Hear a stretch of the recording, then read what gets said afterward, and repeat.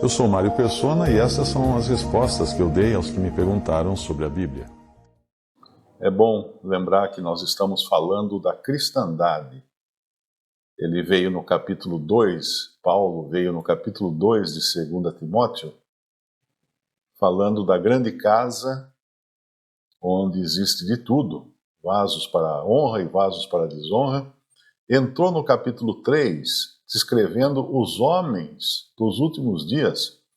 E mais uma vez, esses homens estão na grande casa. Eles não são pagãos, eles não são gentios alheios à palavra de Deus, mas são cristãos professos, que estão na grande casa e muitos deles tomando posições de liderança, muitos deles assumindo até papel de apóstolo, como Paulo vai identificar na sua segunda carta aos Coríntios, quando ele vai falar dos falsos apóstolos e vai falar do próprio Satanás, que se transfigura em anjo de luz, e os seus ministros em ministros da justiça. Então, continuando o assunto aqui, na grande casa, ele falou de Janes e Jambres, que resistiram a Moisés. Nós não temos no Antigo Testamento a identificação desses nomes. Em nenhum lugar no Antigo Testamento fala que Janes e Jambres eram os magos de Faraó. Mas nós temos no Novo Testamento falando desses homens, Janes e Jambres, que resistiram a Moisés. Como eles resistiram a Moisés? Eles resistiram imitando os sinais que Deus fazia através de Moisés. Então, o inimigo, ele vai sempre trabalhar com a imitação. Então, a cristandade hoje, ela, em grande parte, é uma imitação da verdade. Ela não é toda ela a verdade, mas tem muito de imitação, de fake, não é?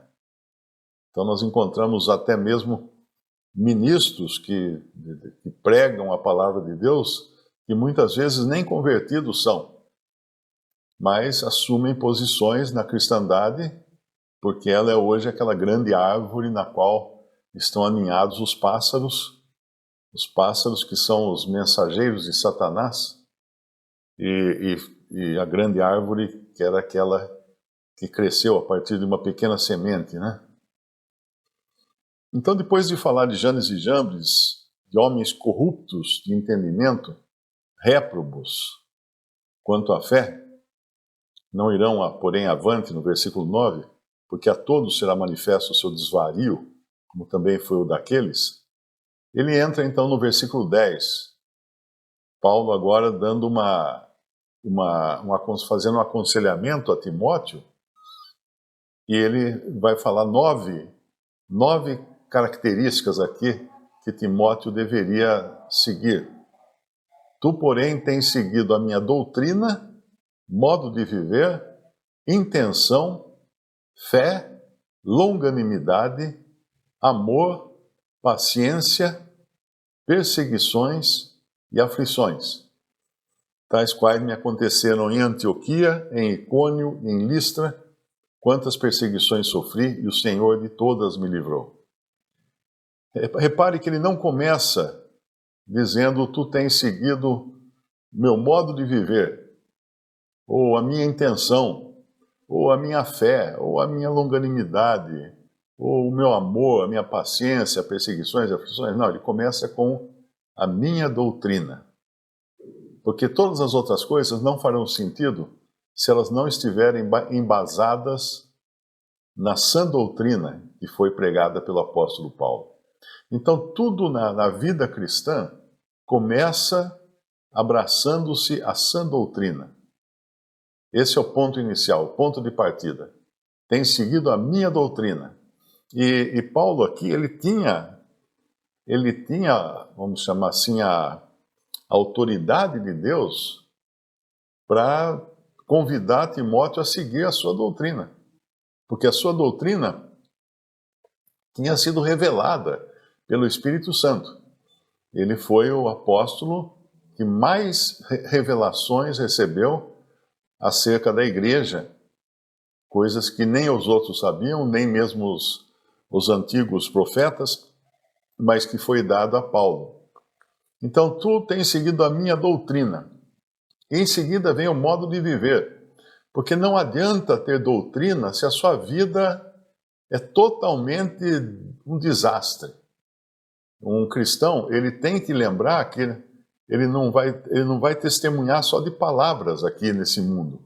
Ele vai testemunhar também de fato com a sua vida.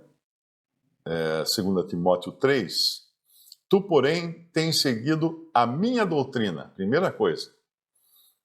E o modo de viver, porque o modo de viver tem que estar intimamente associado à doutrina. O que é doutrina? Doutrina é ensino. Ensino, o ensino do apóstolo Paulo, o ensino das Escrituras, o ensino do Espírito Santo dado aos apóstolos. Essa é a nossa firmeza, essa é a base daquilo que nós fazemos e daquilo que nós vivemos. Porque aí vem o modo de viver. O modo de viver tem que estar intimamente associado à sã doutrina, porque ela também inclui como deve um cristão viver. Intenção, a intenção tem a ver também, fé, longanimidade, amor, paciência, perseguições e aflições. Então esses nove itens aqui vão servir de exemplo para Timóteo, mas lembro mais uma vez, partindo da doutrina, do fundamento que é a doutrina. Eu estava lembrando, hoje eu estava vendo um vídeo, uma pregação antiga, e lembrei do que aconteceu em Santos, muitos anos atrás. Eu morei em Santos, morei no Guarujá, fiz faculdade de arquitetura em Santos, e tem uma ilha lá em Santos, que não é mais ilha hoje, eles emendaram ela na costa, ela se tornou um istmo, chama-se Ilha Porchá. Ela continua com o nome de Ilha Porchá, mas originalmente ela era uma ilha que depois foi grudada, fizeram aterros e tal, para grudar ela na terra, em Santos, em São Vicente, na verdade. E lá construíram alguns prédios mais baixos, construíram alguns prédios, um lugar muito bonito, muito valorizado. Aí foram construir um prédio muito alto, na Ilha Porchá. E quando começaram a bater estacas, aquelas estacas que tem aqueles martelos hidráulicos, né? Aquelas torres com aquele martelo que desce, pá, pá, pá, pá. Normalmente as estacas são ou de ferro ou de concreto. Antigamente eram de madeira, eram postes de madeira, com argolas de aço em volta para não rachar, né? Não abrir. Mas esse tipo de construção é muito comum. Você vai batendo, vai martelando a estaca até ela encontrar rocha firme, aí ela para. Aí quando encontra a rocha firme, aí martela outra estaca e tal. E em cima dessas estacas depois, elas são cortadas todas rentes à base, em cima é feito o alicerce do prédio. E é um tipo de construção diferente até da construção da maioria dos prédios de Santos, porque em Santos você não tem rocha firme, você tem areia só. Então a maioria dos prédios em Santos, na orla marítima de Santos, foram construídos em cima de sapatas. O que é uma sapata? Você forma uma base de concreto, como se fosse um retângulo de concreto, uma laje de concreto, e constrói o prédio em cima dessa laje. Ele fica flutuando em cima da areia. Hoje já não fazem mais isso porque deu muito problema.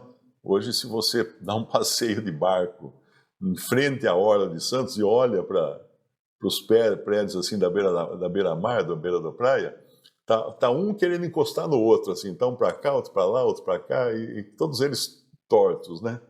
Porque sendo em cima de sapata, com a movimentação do terreno, os prédios também movimentam. Eles não caem, mas eles movimentam juntos com o terreno. Dá um certo desespero, né?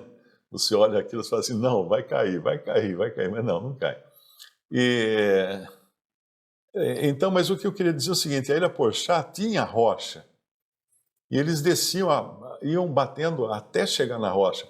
Só que esse prédio que eles foram construir, foram martelando aquela estaca, e chegou um momento, a estaca fez jupt, sumiu. Sumiu a estaca. Onde é que a estaca foi parar? Aí que eles perceberam que embaixo da Ilha Porchá existe uma gruta imensa, provavelmente escavada pelas ondas do mar. Nunca ninguém entrou lá, aquilo está debaixo d'água, né? Mas é oca, a Ilha Porchá é oca, é uma casca de ovo. Os outros prédios que construíam, batiam estaca até uma certa profundidade, já encontravam solo firme e tal, nunca descobriram que havia esse vazio. Aí foi proibido qualquer construção de prédio na Ilha Porchá, ela é agora uma área protegida. Isso aí demonstra uma coisa muito importante. Se você não tem uma base firme, um fundamento firme, tudo que você construir em cima vai desmoronar, vai afundar, vai sumir no meio da caverna. E é por isso que a doutrina é importante. O ensino das Escrituras é importante. Hoje uma pessoa comentou que a Bíblia foi muito modificada. Quando escuto essas conversas, foi muito modificada. Quando eu escuto esse tipo de coisa, eu digo o seguinte: amigo, você tomaria uma água de uma fonte que foi muito poluída, que foi muito adulterada? Não, você não pode beber. Então, o conselho que eu dou para essas pessoas é que pare de ler a Bíblia imediatamente. Porque se a Bíblia, que diz ser a palavra de Deus, é adulterada, você está correndo um risco tremendo de beber dessa fonte, porque ela pode estar envenenada. Vai prejudicar você. Ou então, se você é daquele que fala que ela foi adulterada, você tem que mostrar onde e por quê. Então você tem que ter o original, os manuscritos originais, para apresentar que tipo de deterioração ela teve. Hoje também teve um que pôs um comentário lá: o Mário Persona fala muita coisa e papabi, papabá, mas ele está errado nas coisas que ele fala, não sei o quê. Eu escrevi para ele, falei assim: amigo, por favor, aponte então as provas. Você não pode fazer uma acusação sem mostrar onde que eu estou falando coisa errada. Porque daí eu vou me corrigir, eu tenho que me corrigir. Se você me mostrar e realmente estiver errado o que eu estou dizendo, eu vou ter que me corrigir. Então você não pode apontar que existe erro no que eu digo sem mostrar, né? Tem que matar a cobra e mostrar o pau. Tem que ter a prova, né?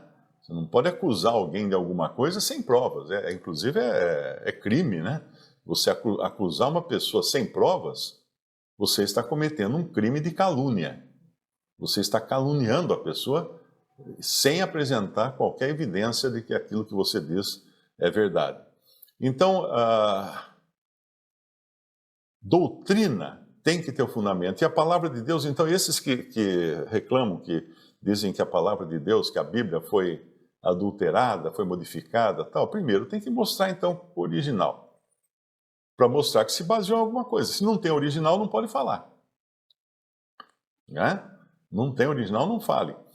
Outra, se não mostrar original e continuar afirmando que a Bíblia foi adulterada, essa pessoa está se colocando na posição de juiz da Bíblia. Para ele vai então decidir que parte foi adulterada e que parte não foi adulterada. Que parte eu posso beber da Bíblia e que parte que eu não posso beber. Eu me lembro até, porque na realidade o zelador da palavra de Deus é o próprio Deus. E ele não iria permitir que a sua palavra fosse adulterada a um ponto tal de se tornar um veneno. Eu me lembro da historinha de um estudante de teologia que se formou pastor, novinho, tal, cheio de importância, né? Entendia tudo. E ele foi visitar uma senhora que reunia na sua congregação, e chegou lá e ela falou assim: ai, pastor, eu gosto tanto daquele versículo tal. Ele falou assim: minha senhora, mas esse versículo aí há dúvidas se ele é realmente original, porque ele foi introduzido, ele foi adulterado e tá. Ah, sim, mas tem aquele outro também, pastor, que diz assim. Mas esse também, segundo os estudiosos da alta crítica, segundo os teólogos, ele também não é confiável e papapi, papapá. Ai, pastor, é verdade. Mas tem aquele também. Ah, esse também não, minha irmã. Esse aí também pode esquecer, porque não é confiável. Aí a mulher começou a chorar, né? A mulher começou a chorar e falou assim, minha senhora, me desculpe, minha irmã, eu ofendi, a senhora está chorando de tristeza. Não, não, pastor, estou chorando de alegria. Estou chorando de saber que esse livro é tão maravilhoso que até as partes que foram deturpadas me trazem uma paz, uma alegria, tanto ensino, tanto consolo. Imagina o resto. Então não estou chorando de tristeza. É um consolo saber que essa palavra é tão poderosa até pelas partes que foram alteradas. Mas então uma pessoa que diz que foi alterada a Bíblia tem que apresentar provas e ela também está assumindo uma posição de grande orgulho por achar que é capaz então de dizer qual parte é e qual parte não é. Voltando, tudo se fundamenta na doutrina. Você não terá um modo de viver saudável, biblicamente saudável, se não tiver doutrina. Se você não tiver conhecimento, aprendizado. E é por isso que nós continuamos sempre lendo a palavra, ministrando a palavra, conhecendo mais da palavra, para podermos ter uma vida, uma conduta condizente com a sã doutrina. Visite o canal Respondidas no YouTube. Também respondi.com.br e 3minutos.net. Baixe os livros e o aplicativo.